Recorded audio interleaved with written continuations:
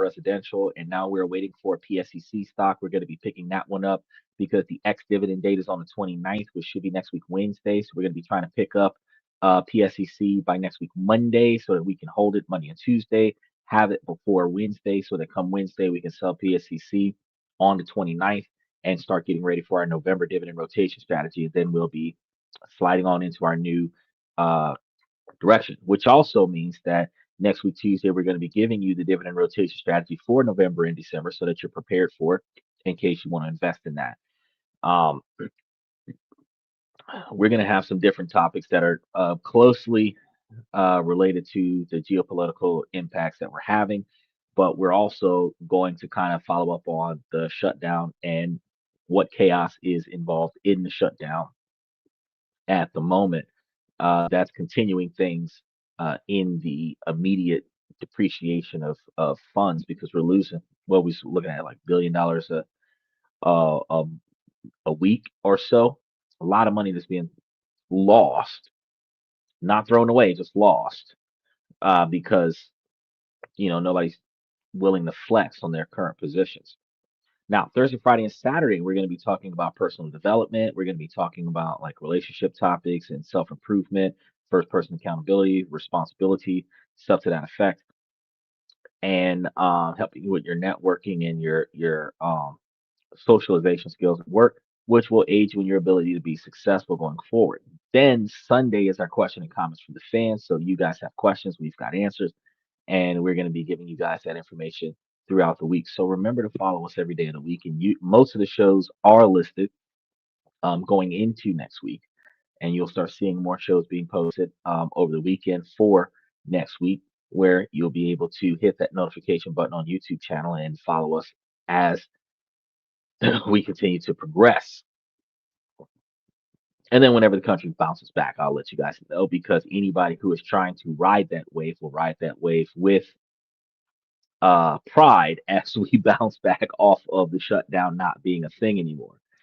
Uh, as it stands, though, today we're supposed to be talking about one of those countries that you can live in for less than $2,000 a month and have an upper middle class standard of living and still be able to invest and make you a decent quantity of money on top of that. So we're going to be going into that today. And that's going to lead me to asking you a specific question. And that question is going to be what if I told you the smartest way to make money right now is not to do with, has nothing to do with the stocks or cryptocurrencies, with the market on a decline, cryptocurrency being volatile. Yes, you can make a lot of money with the dividend rotation strategy in spite of the stock market decline, but you have to buy right before the ex-dividend date, sell right on the ex-dividend date so that you don't experience much of the stock market decline. But there's a corner in Europe. Savvy investors are getting rich using not by staring at a screen, but by looking at the ground beneath their feet. So right now, in one of Europe's most stunning countries, a quiet revolution is happening. It's not being hyped on social media until today or by financial gurus.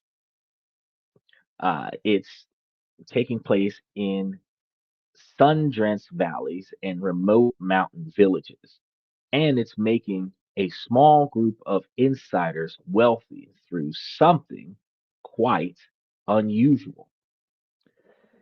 And these aren't your typical investments. I want you to understand that.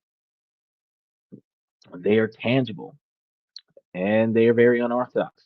And most importantly, they are aligned with a government that has a strategic vision for the future.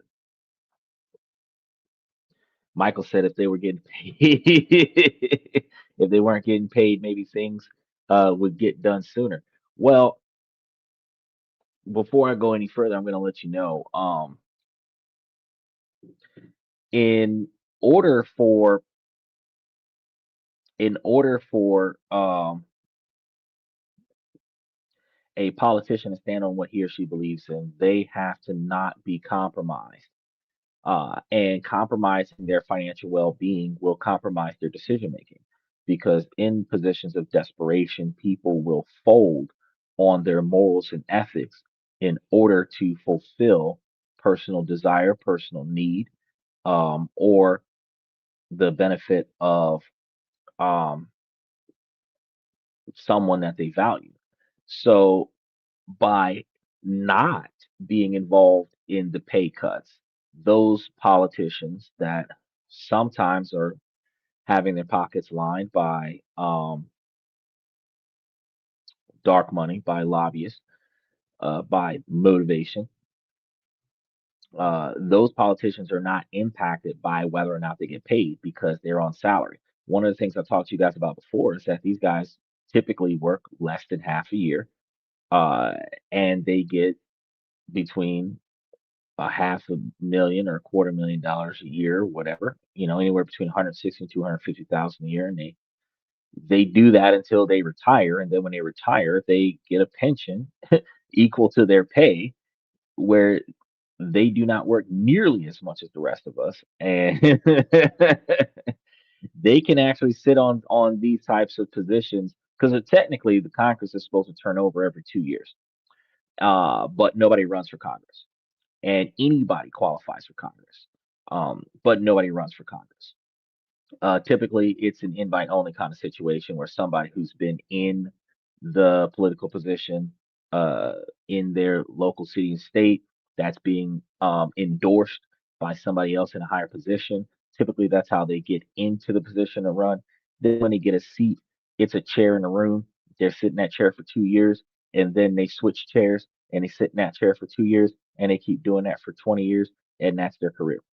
But technically, the 500 to 1,000 people that rotate in and out of that, out of the 365 or 385,000 Americans, we technically are supposed to have new people in Congress as often as we have new juries and jury duty. But unfortunately, we don't have a lot of people that want to participate in jury duty, and we don't have a lot of people that want to participate in politics either. But if we had more people that participated in politics, then we would have a less corrupt government. So for the remaining 99% of Americans that have never even tried to run for a political position, that complain about how the government sucks and the government is corrupt, you're part of the reason why, because you don't proactively try to put yourself in a position to make your country greater, but you will bitch about the fact that it is not the way you want it to be. But there is no disqualifications for individuals to get into those political positions because, as Donald Trump proved this year, you actually could be a felon and still become president. All you have to do is live in America for the last 15 years consecutively and not uh, be under the age of 35. That's pretty much it. Native born, lived here for the last 15 years consecutively, and be over the age of 35. So you could be a felon and run for president at 41. Born and raised here, served the last 15 years in one of the local prisons, and get out of jail and run for president. There is no disqualification on that. It's just that we don't apply ourselves to those other positions in higher government. So when our parents told us that you can be anything you want to be in life, including president, they weren't lying. It's just that nobody applies themselves to do it. We feel like it's too hard and we feel like it's beyond our means. Now, Michael has a question. He says, how much do you get paid per ad? Less than the bank gives you interest per year. So it's something close to 25% of a penny per ad per person. So over the 6 ads that one person might get over the course of the 3 hours over the show, I might get a total of 3 cents off of one person watching every single ad that this show has to offer. But that doesn't play the same as people who skip ads and stuff to that effect. So it's not, you're not making a living as a podcaster on just the ads alone. You have to do the product endorsements, you have to get sponsorships as an influencer. People are going to take you in because you have a few 100,000 subscribers and your channel represents whatever it is that they represent, stuff like that. You get sponsorships typically after you cross over 100 to 150,000 subscribers, and when they start paying you 20, $30,000 a year to maintain your integrity as a human being, that's when you have to start behaving appropriately. Which is why Drake and Kanye West was losing so much money from certain scandals because they were in positions where what the companies represent was not what the individual represent, and the company parted ways and pulled their endorsements because those individuals did not meet the mold. Michael says, same as marriage, compromise. Yes, that is true. Except Nancy. What, Nancy Drew?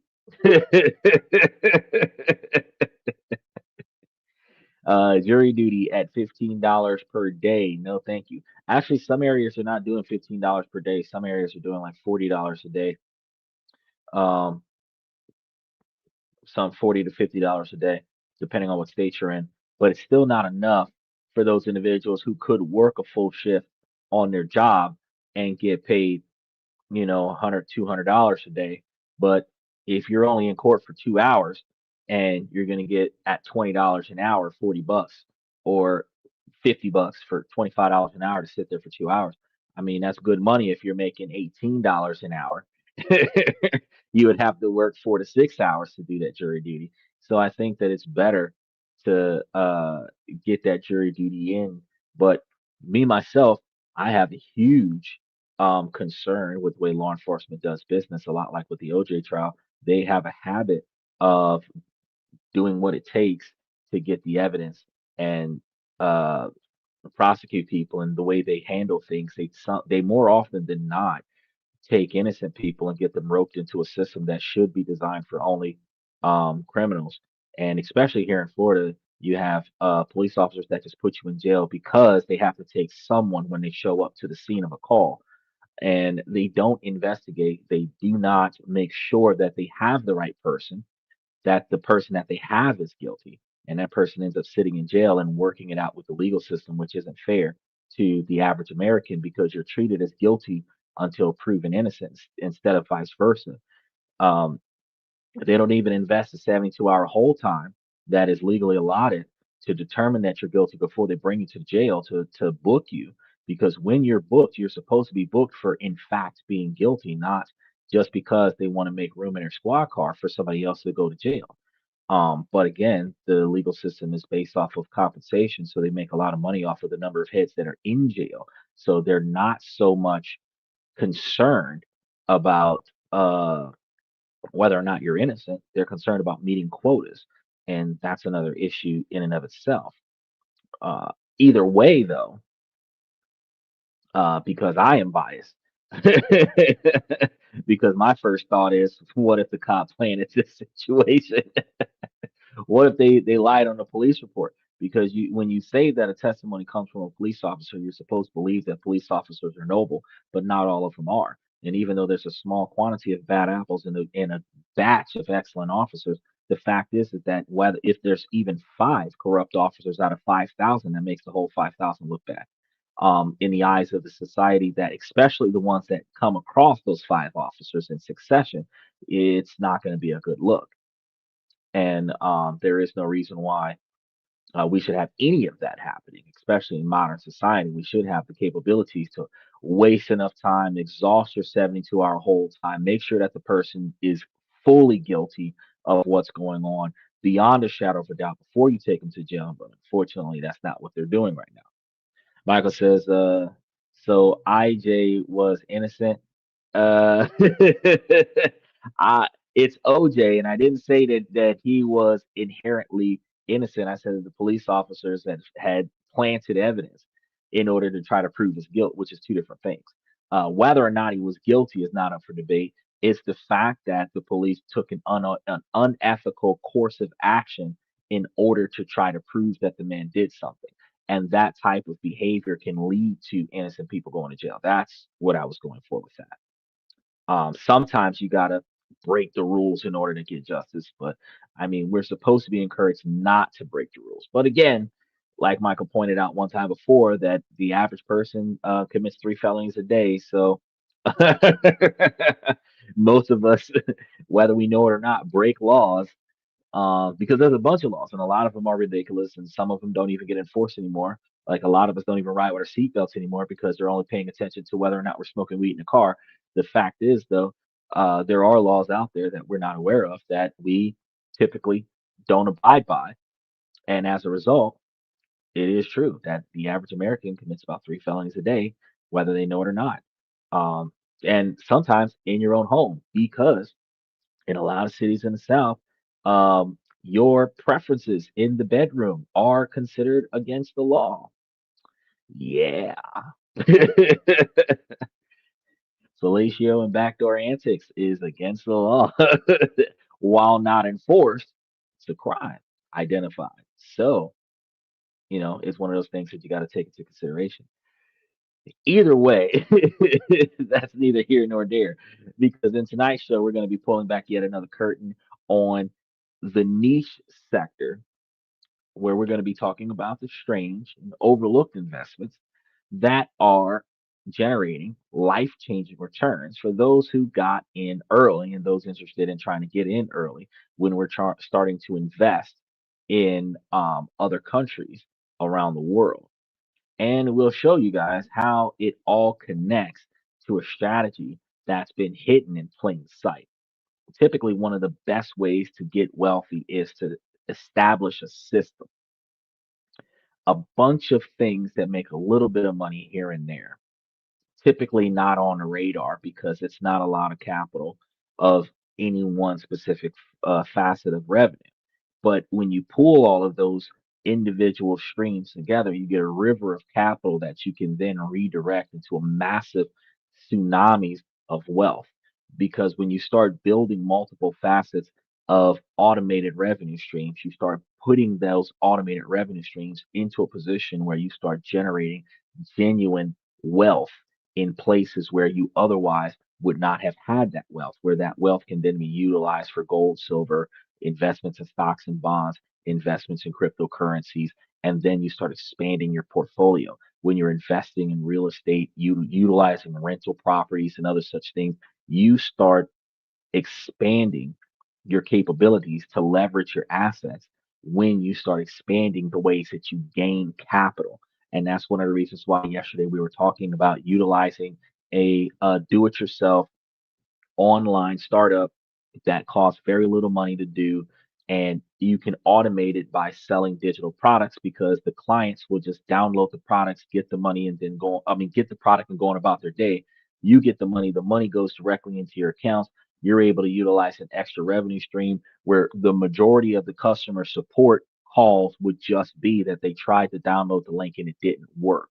You verified that you got paid from them, so you are trying to send them a functional link for them to get the product they already paid for. That's the majority of the customer service that you would have to do with them, because beyond that, if they bought it, they can't return the download, so there's no refunds um, on that particular situation. Once they get a functional link, that's it. It's theirs. Then if you're able to automate multiple different stores that produce a small quantity of revenue here and there, then you're able to find a way to have enough money for not only these digital stores to pay for themselves, but for you to take the extra capital and put it towards expanding on those digital stores and expanding on other revenue streams, which allows you to be able to make money for yourself while you're working your 9 to 5. If you're working a full time job and you're making the primary money that takes care of your household, and you're able to take your days off that you would normally be scrolling social media, watching Netflix, or even sleeping, and you put that time towards setting up things that is making money for you while you're at work, that's making money for you while you're in bed sleep, and then you have extra money. The area of relief that you get from that allows you to stop working double overtime on your primary job, start working a normal shift, have more time at home with the family, and be able to spend more time on making other things more successful financially for you.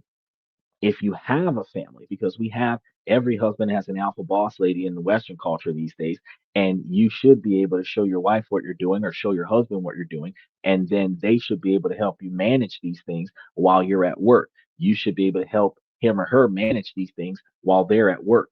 And that way, you guys working together, if you have 5 or 7 different online stores and both of you've got a job, y'all can have housekeepers to take care of the house, so we don't have to worry about the feminist movement saying that I'm too uh, uh, uh, misogynistic to ask my wife to wash the dishes, and she's too masculine to do the laundry, or I'm too feminine to go and do the laundry for her. You don't got to do all of that stuff. If y'all got like 3, 5, 7 different incomes coming into the house, you're capable of hiring a housekeeper and a nanny and a babysitter and a cook and a chauffeur because you got it like that. So, while it is expensive, that's not necessary if you guys work together as a team and share the responsibilities. The fact is that you can build an area of wealth that will benefit you where you don't have to struggle, which eliminates a lot of the confrontation that you have in your household.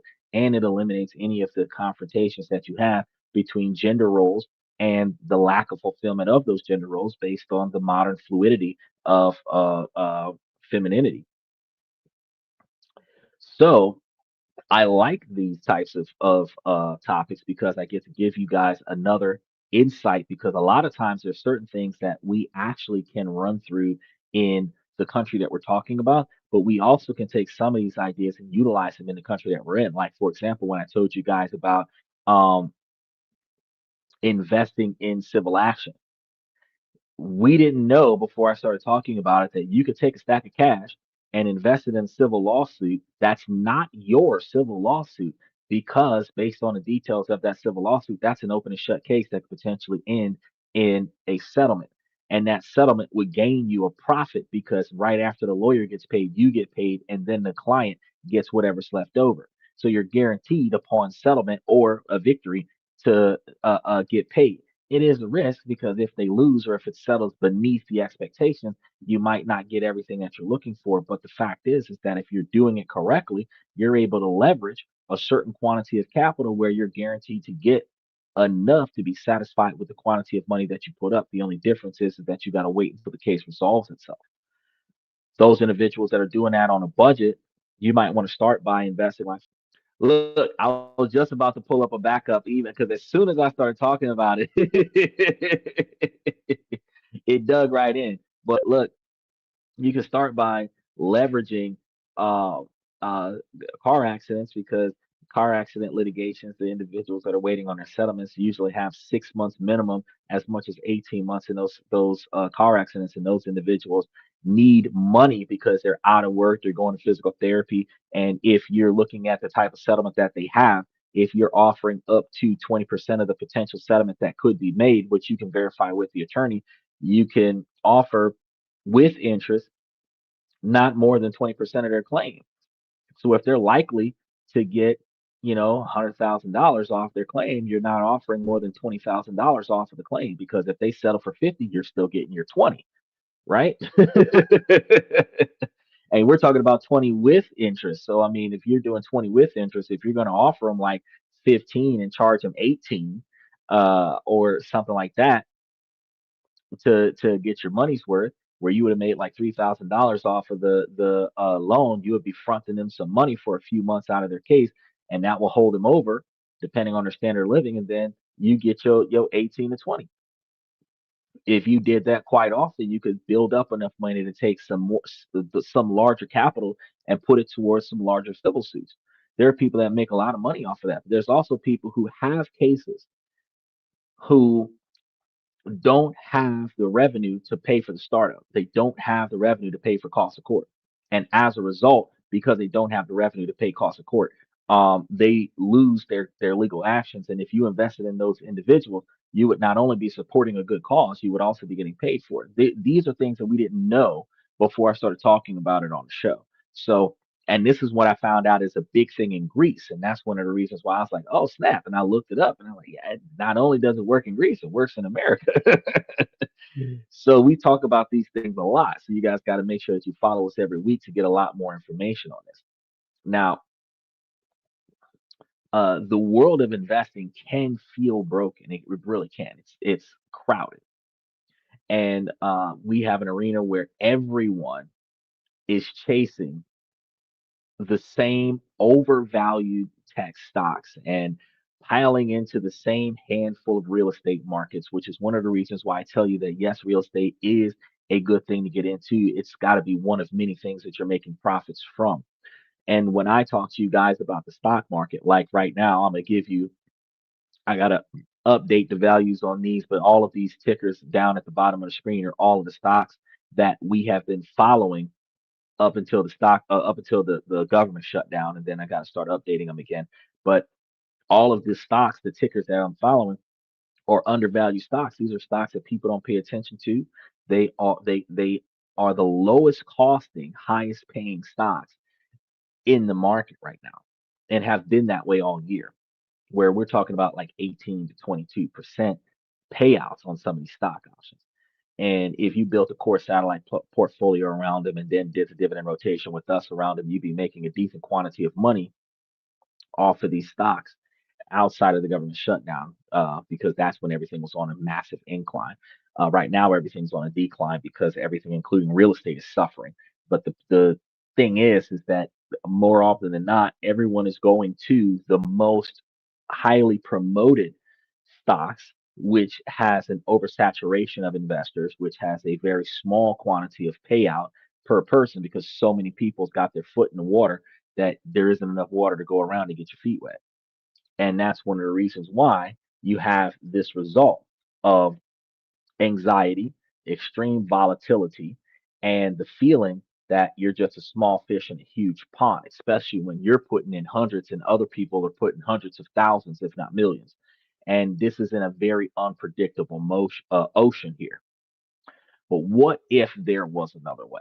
Because there's always another way. And I'm always every day of the week, 365 days a year, 366 on a leap year, looking for another way. What if, while the masses are distracted, a small, forward thinking nation, a leading candidate for the next EU expansion, is deliberately engineering its own economic renaissance? And what if they're creating an environment that um, invites smart investors to be part of the startup? This isn't a story about finding the next get rich quick scheme because I don't like get rich quick schemes. I actually prefer the guaranteed uh, investment opportunities, those opportunities where it's more of a slow grind because you're not going to make yourself a millionaire overnight. Even Warren Buffett didn't do it. When he invested in Pepsi and Coca-Cola, it took him, what, 10 or 20 years to get to where he was when he first hit his first $1 million. But the fact is that while it is an overnight thing where we have to look at not so much a surefire thing, but a statistical data that shows that it is a more dependable result, right? So this is going to be today's show is going to be about a fundamental shift in where real value is being created. And this is going to be the story of Monte, what is that? Montenegro. Whew, coming real close to that N word. Montenegro.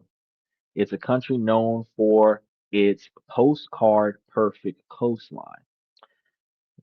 Sure, I've seen beautiful pictures of it, but beneath that is stunning surfaces that lies on a calculated, government driven strategy to become a powerful house in something far more sustainable and, for the right people, more profitable than just tourism. Because tourism does a good job in generating revenue, but tourism is a lot of work, it's a lot of managing. And this is a story of a quiet revolution that you've likely never heard of until tonight's show. So let's be honest. The traditional path to wealth is showing its age. The old formulas of get a good job, buy a house, invest in stocks feels outdated and even naive, especially since no matter what we do, something ends up happening where we have to cash in those stocks, take money out of our 401ks, our Roth IRAs, take the penalties, dissolve our trusts and everything to that effect in order for us to keep ourselves afloat in situations where our money suddenly disrupts itself based on what's happening in government, like today's shutdown, this month's shutdown. And we have to realize that we live in an era of economic shocks and geopolitical instabilities. And with the current president in position making so many ripples in the water, we're having so many unexpected shocks in 1 year that any safety net has been set aflames. Any financial safety net has been set aflames to the demand for change. Whether or not it's going to be beneficial change for us, we have yet to see the results of that. Ideally, with the way things are going, 20 years, 10, 20 years from now, we might see the benefit of it. Some of us might not even be alive when we start seeing the benefits of it, if there are benefits of it. And that is assuming that any of the alleged positive changes that are being made aren't undermined by the next cabinet that takes over. So the so-called safe investments don't always feel so safe anymore. And this has created a hunger for something different, an alternative. Investors are desperately searching for an edge, an unfair advantage that protects them from the madness of global markets. And they're looking for assets that are real things you can see and touch, and investments that are tied to fundamental human needs, not just market sentiment. And they're looking for them in places that aren't on every blogger's top 10 list as of yet. And that's going to be a pocket deal that you're probably going to find from my channel before you find it from someone else's. Michael says a lot less money today than your grandparents. Yeah, that's about the size of it. We're finding ourselves in a position where it's not the way things used to be. Getting money used to be easy back in the day, especially in hospitality, because when money was flowing, people tip more. So you could get a job as a cash pay industry of any kind, and you would get paid extra from the people who served you, or you would get paid extra from the people you served, in addition to whatever you got from your job. And that used to give you the type of lifestyle that you were satisfied with. Now, with the way money is so tight, hospitality is, unless it's mandatory gratuity etched into the bill, hospitality doesn't pay as well as it used to the employees. Now the companies still make the money off of hospitality, tourism, anything that serves the community, because people are lazy and they will prefer to be served than to take care of themselves and be more responsible and share responsibility with one another. But that doesn't change the fact that the average individual that's working for these companies aren't making nearly as much as they used to. He said hookers. Okay, I wasn't gonna go down that road, guy, but you've got pole dancers, you've got the bikini clubs, you've got the exotic dancers, you've got escorts, back page, um OnlyFans, and that's just the appropriate ones that I can identify online right now. And then, then you have the more legitimate jobs like housekeepers and restaurant workers, valet parkers, stuff to that effect. Um, Maids in the hotels, stuff to that effect, where individuals that can make more money off of tips than what they make off of their actual job, they're not getting as many tips as they used to. I mean, most of us when we check out of a hotel, we just pay the bill and walk away. We don't leave $10 in a room for the person that's cleaning the room. We don't think about stuff like that, you know. Uh, but the global search that everyone is looking for, we're searching for the tangible overlooked value. That is precisely where our story is going to pivot to the heart of the Balkans to Montenegro. Because for years, Montenegro's investment story was simple. It was the coastline. Places like Kotar and Budava became magnets for foreign capital with luxury apartments and super yacht marinas popping up along the Adriatic oceans. Like that was like where everybody was going, and that brought in money, yes, but it's also created an economic imbalance. The government, with its sights set on joining the European Union, recognized a critical weakness. An economy that relies too much on seasonal coastal tourism is fragile. True sustainable prosperity, the kind that elevates an entire nation, requires diversification.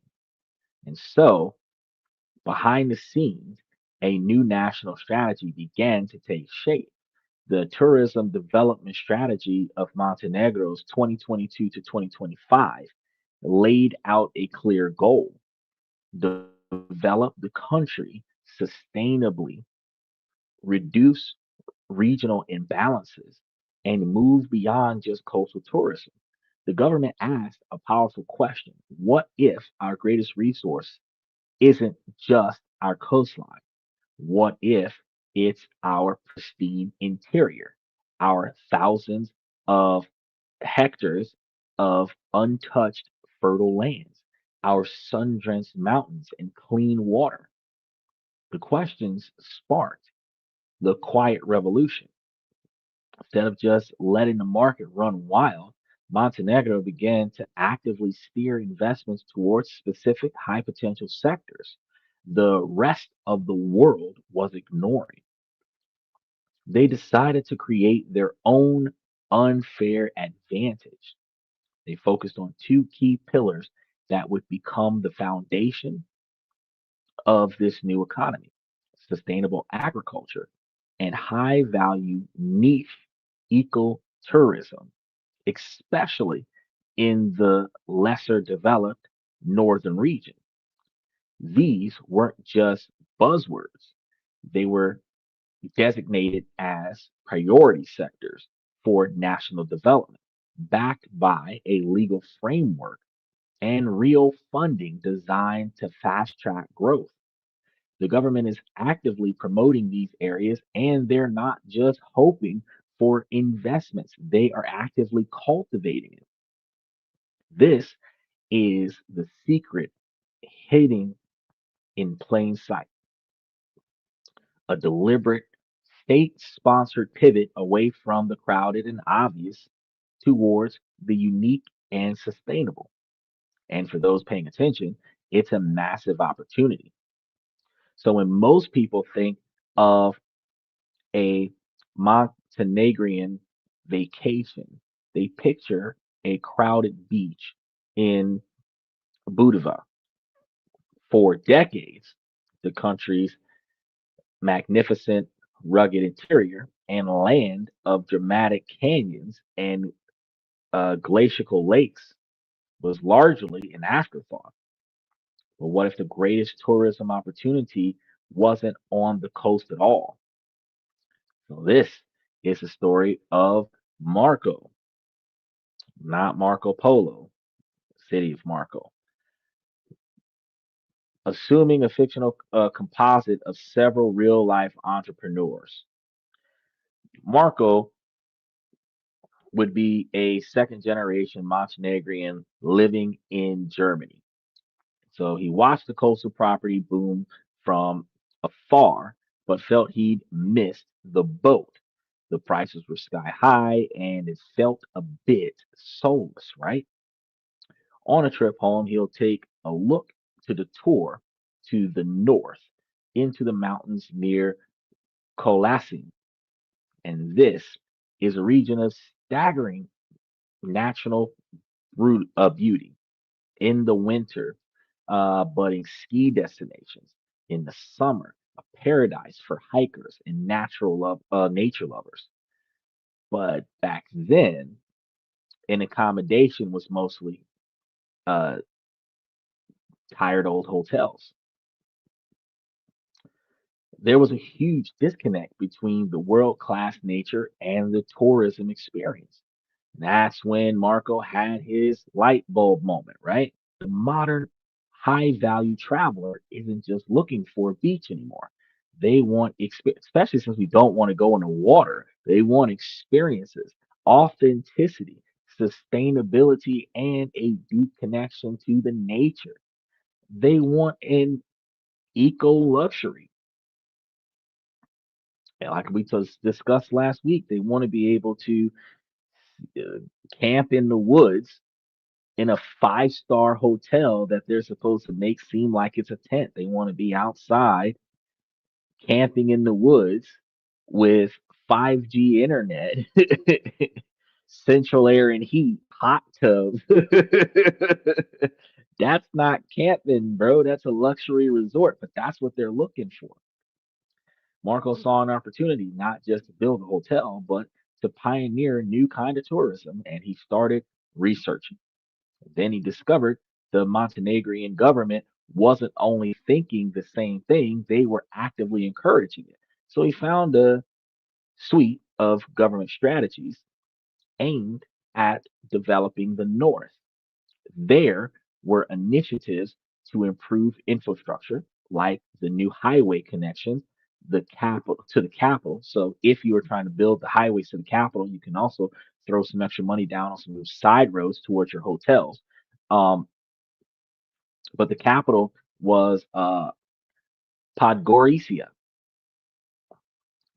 From Podgorica to uh, Colassian, and doing that is dramatically cutting travel time. Right? This was an unfair advantage he'd been looking for. The government was essentially de-risking his investment by creating the conditions for success. So he sold his apartments in Germany, pulled his savings, and found a stunning plot of land just outside of Coliseum. But he didn't build a hotel. He built an eco resort. Instead of one big building, he created a dozen minimalist wooden cabins using local source materials.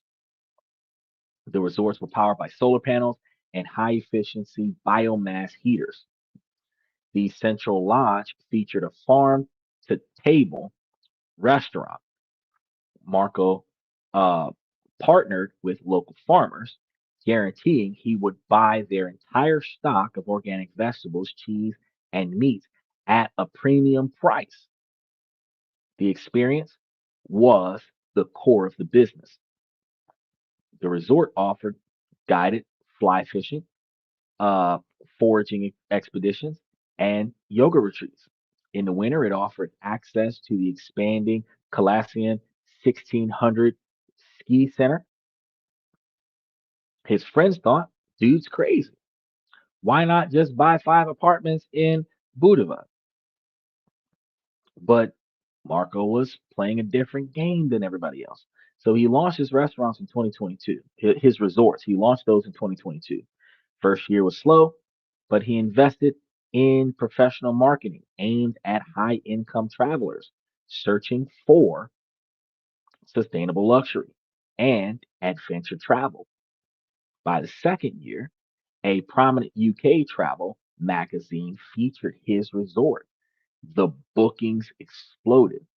His nightly rates were on par with luxury hotels on the coast, but guests were staying for weeks, not a weekend. So let's break down those numbers.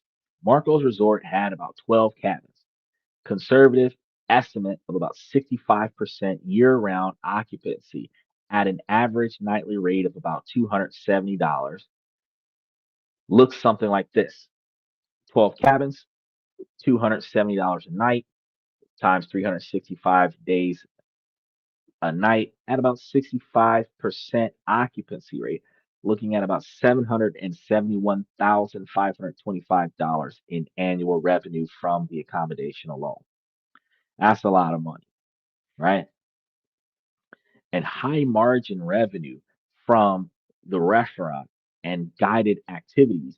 And he's looking at an annual turnover, if you add that in, of over 1 million euros.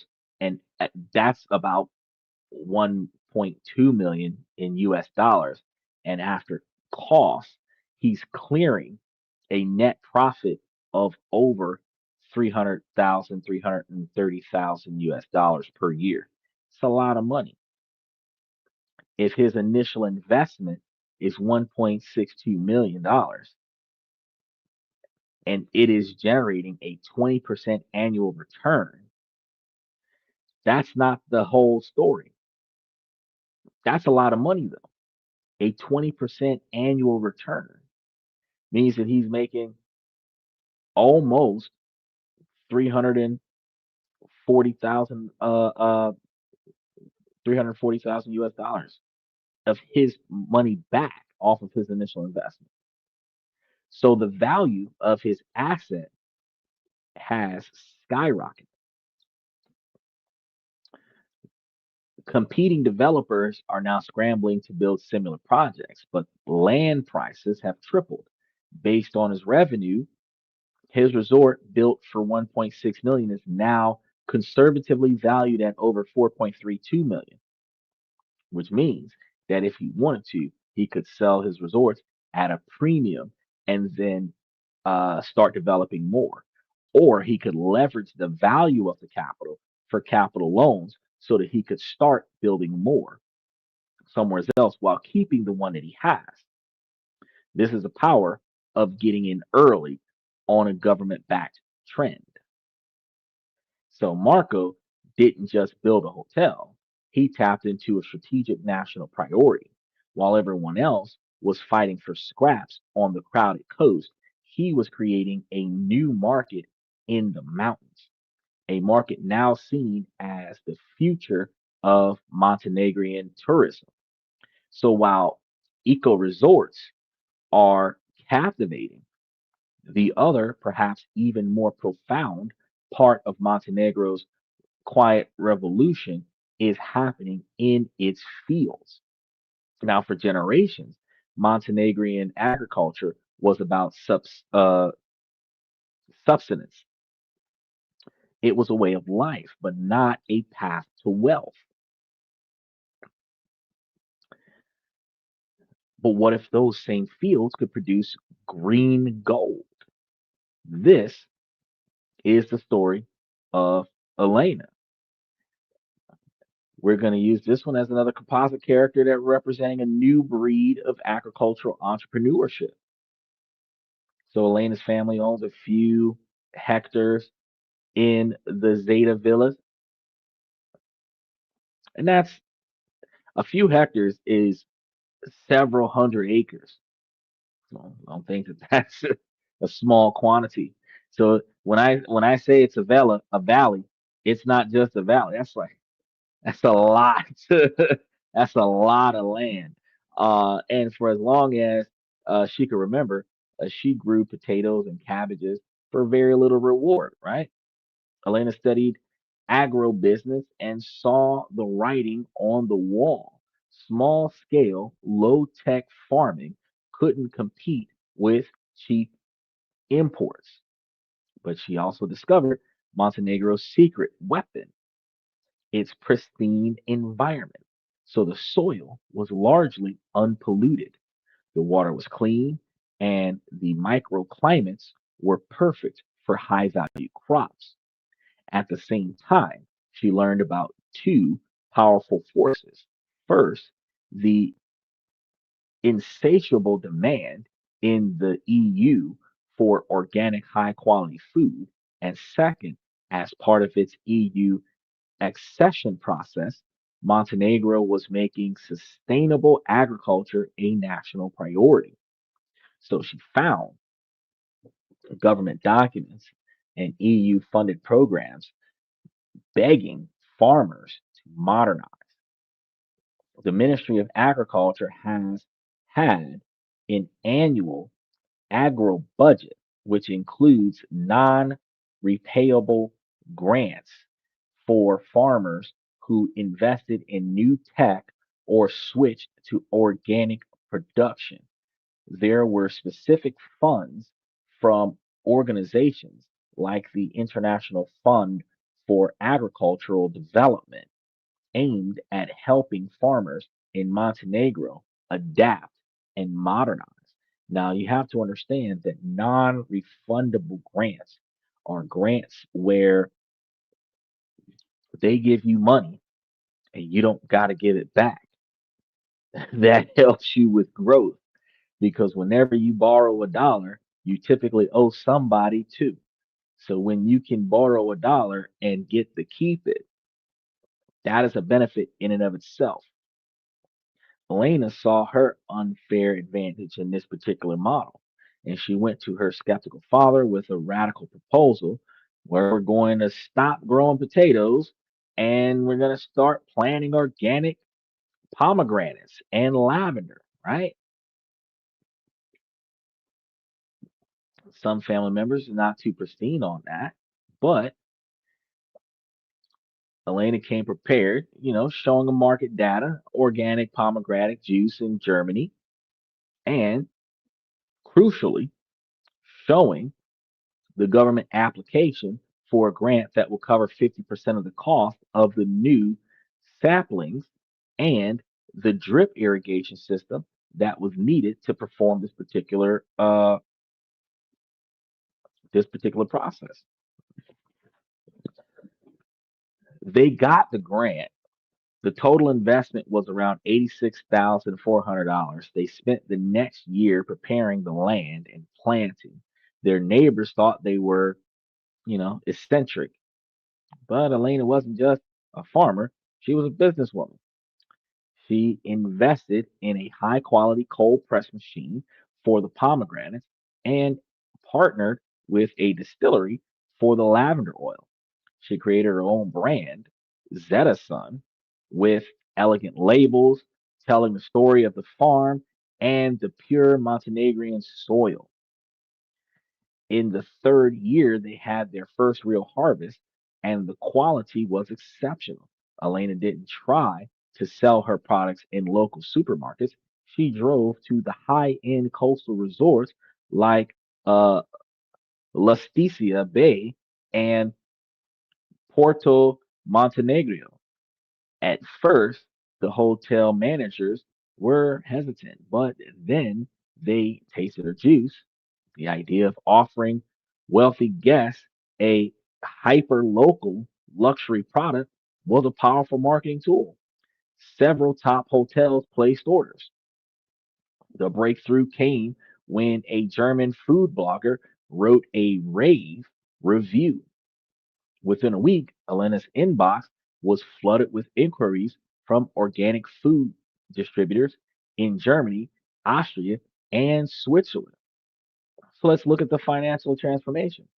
Hectares of potatoes might generate a few $1,000s in profits.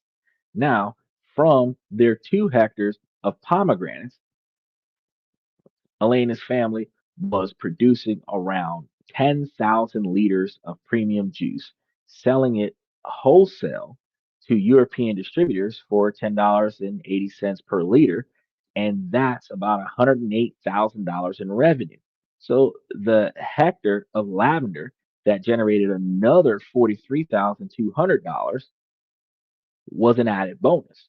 From 3 hectares that used to bring maybe 10,800 a year, they were now generating a total of $151,200 in revenue. Their net profit was over $86,400. Their initial $86,400 investment, half of which was grant money, was paid back in a single year, which means they made $43,200 of profit off of getting that grant. Elena's story is a microcosm of a larger movement. The Montenegrin government knows the future of its agriculture is in quality, not quantity. By providing grants and helping producers access the lucrative EU market, they are engineering a renaissance in the Montenegrin countryside. For entrepreneurs like Lanian, this strange investment in the soil is proving to be the most fertile ground of all. So Marco's eco resort and Elena's organic farm aren't isolated incidents. They are signals of a much larger systemic shift happening across Montenegro. And this isn't happening by accident. It's happening by design. The unfair advantage that they both capitalized on was a calculated opportunity created by the Montenegrin government and supported by free accession funds. Here's another blueprint. First, national strategy for alignment. Montenegro has cleared the identified key growth sectors that they're going to be dealing with: sustainable tourism, especially in the north, renewable energy, and value added sustainable agriculture. When a government tells you exactly where it wants to channel investments, it pays to listen. Second, direct financial support. This is where the strategy gets real. For agriculture, the annual agro budget provides non-repayable grants for modernization. For 2021, that was about $81.1 million, and that was allocated to support farmers and help them meet EU standards. And you got to understand, the United States does similar things because even with the housing problem that we have with the homeless population, there are several $1 million of grants offered every year for uh, building shelters and high risk living situations for at risk neighborhoods.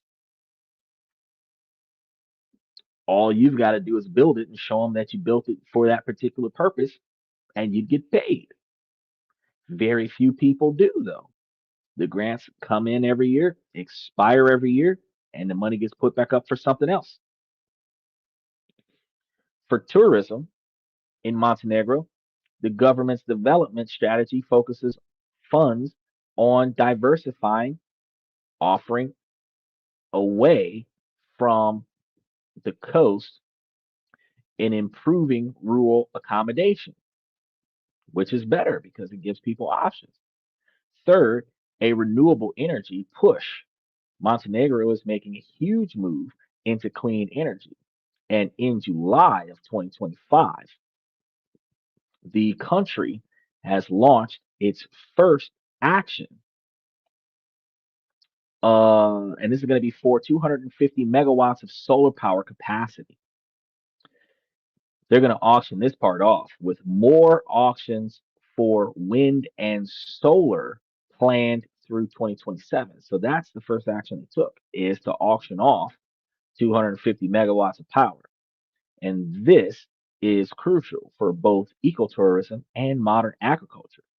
An eco resort's brand is stronger when it runs on solar power, and a modern farm's costs are lower when it's reliable on clean energy.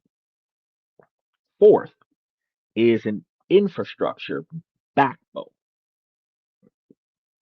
The government knows these sectors need to be accessible, and that's why they poured money into projects like the Bolgari Highway, which drastically cuts travel time from the capital to the northern mountains, making it easier for tourists to reach resorts and for farmers to get products to ports, killing two birds with one stone there.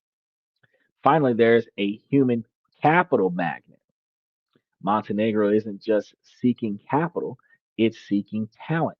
A digital nomad visa program has been launched. Now, remember, I told you guys before that if we're building these online stores and doing these online projects and setting up ways where we can automate our lives and make money off the computer, off of our cell phones, off of anywhere we have access to any type of functioning internet.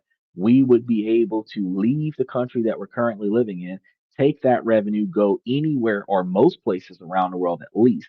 And most places are starting to offer a digital nomad or work visa. Working visas work in two ways. Either you're coming in to work for a demand in that country, or you're getting paid from an out of country source to be in that country. Digital nomads are individuals that might work for themselves, but the revenue that they're making doesn't come from that country. So if you're going to live in that country, you can prove that your money is coming from out of the country and it is consistent, you will be able to get extended stay, usually around 12 months or longer to stay in that country. And the difference between that and continuously renewing your tourist visa every 90 days, which you probably have to do every 2 months to make sure that you have 30 days to get your visa approved before your previous visa expires. Um, it allows you and other remote workers to live and work in the country with some reports indicating a stay of up to 4 years in this particular country that may be possible through extensions. This attracts skilled, globally minded people who can contribute to the local, excuse me, ecosystem and often become investors themselves. And that's probably one of the best parts about this because while you do not have to be the person that thought of this, you could be the person that finds the guy who's doing it and you can invest in his or her expansion of it for a percentage of the profits. Where Elena put up $43,200, it was matched by the government. She got back the whole 86,400 that was put up in a single year, and that might turn into an annual salary. You might be able to put up something similar to that, $35,000, and help her expand yet another acre or so of property where your investment might be recouped to you in 2 years' time. But you would be getting a full return. And then every month after that, or every year after that, you would be getting annual returns, probably on a monthly basis, from helping her expand. Because while people don't mind expanding their own businesses, typically they prefer to take other people's money and expand the business and keep the profits coming to themselves. So if you're willing to invest, then you could find some of these seed projects that are sustained and you can invest in that seed product to expand it. So, how does a potential investor tap into this beyond what I just explained? First, you align your vision with the national strategy, which means you probably need to go there and take a look at what's needed versus what's being offered. Don't look at Montenegro for what it is, look at it for what it's trying to become. You want to read the government's development strategies and pay attention to announcements from the ministries of tourism and agriculture, MTA. Second, and this is crucial, it's very critical, engage with local expertise. This is not a market that you can conquer from a laptop. Regulations are evolving. You got to get out there and get your feet on the ground. And becoming a digital nomad in other countries is one of the ways that helps you better invest in something that already exists or start up something that you want to see successful because you have to see where the demand is. You have to find the hole, and then you have to find the legal ways to fill that gap. And it might take you more than 3 months to get everything together. Even if you're just putting your money down on something, you have to watch it work to see the ins and outs of it, and then decide where you're going to put your money at in this. Partnering with a local consultant or an agency is going to be key to this. And they're going to know specifics of the grant application processes and can connect you with reliable partners that can help you with being successful. Third, think in terms of ecosystems. If you build an eco resort, partner with a local organic farm for your food. If you start a farm, connect that with the new wave of boutique hotels. This approach creates more resilient business. You can also take these resorts and the restaurant and partner with the local cruise lines and uh, get on get involved with Priceline. If you're bundling your efforts with other people's services instead of trying to conquer the competition, benefit from the competition. Sell your product to the competition's competition. That way, everybody's making money.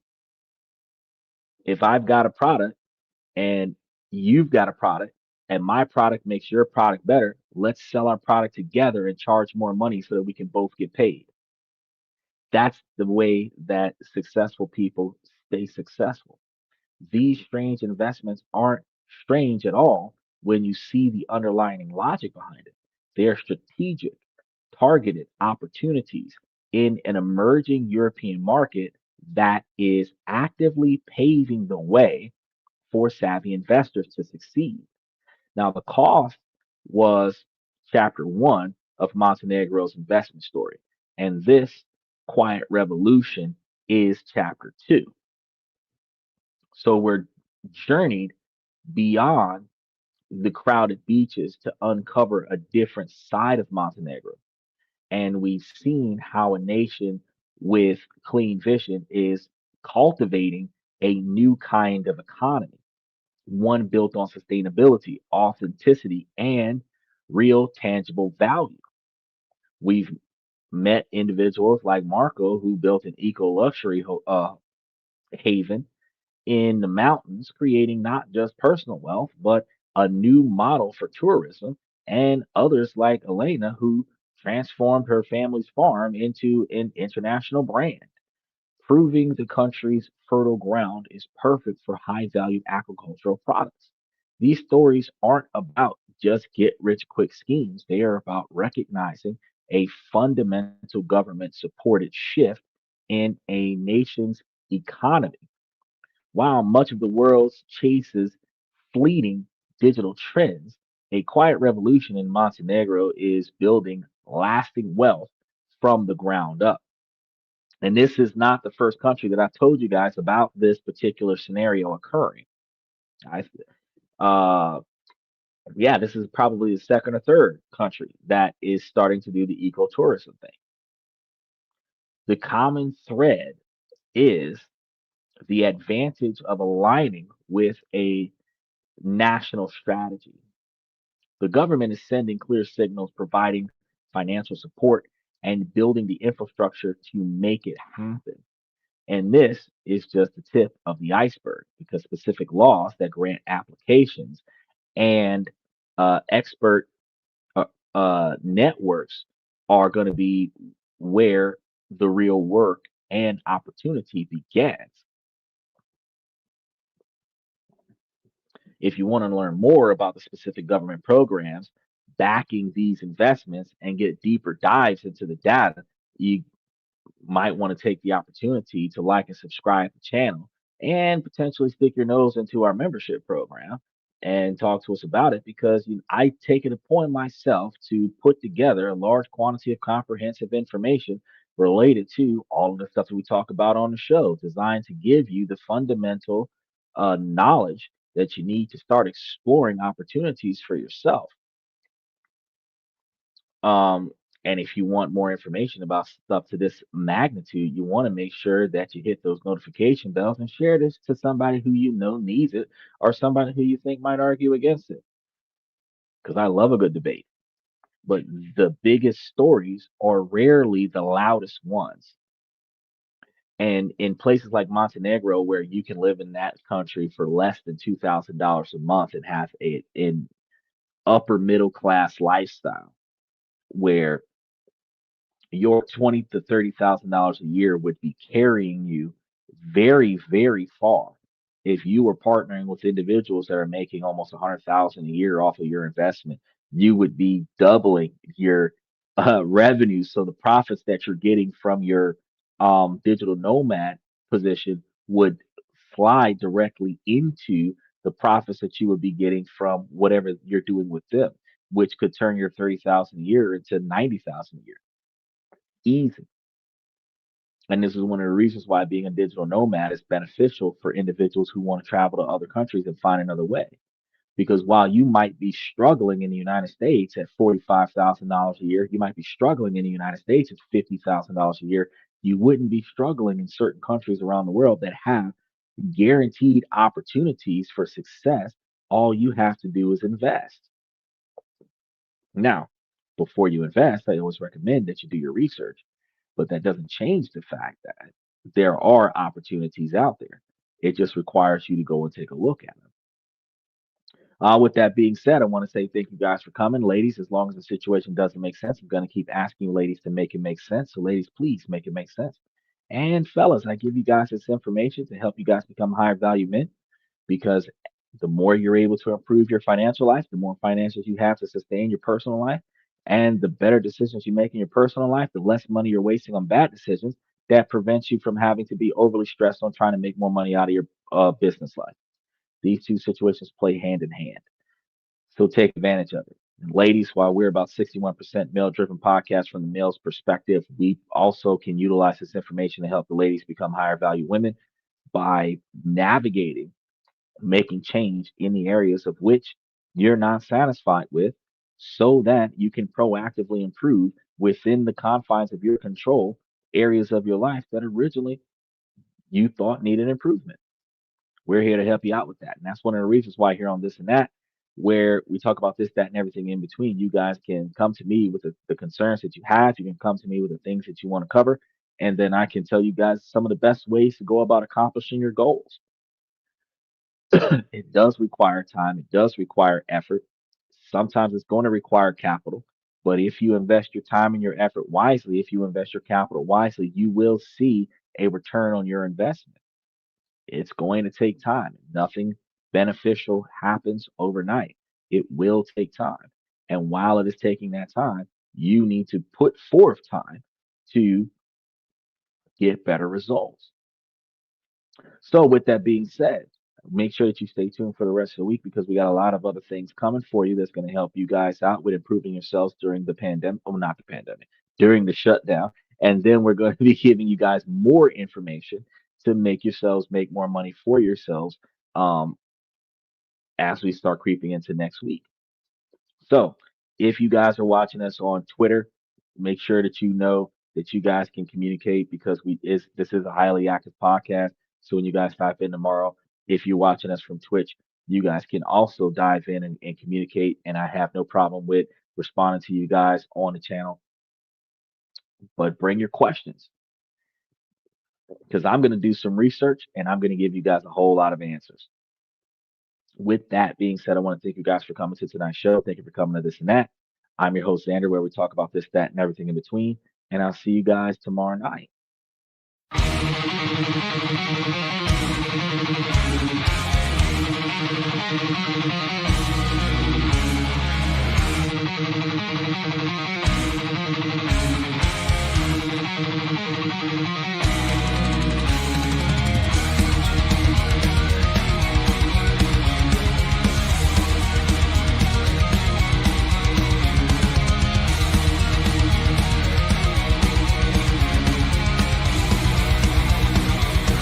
Higher ground.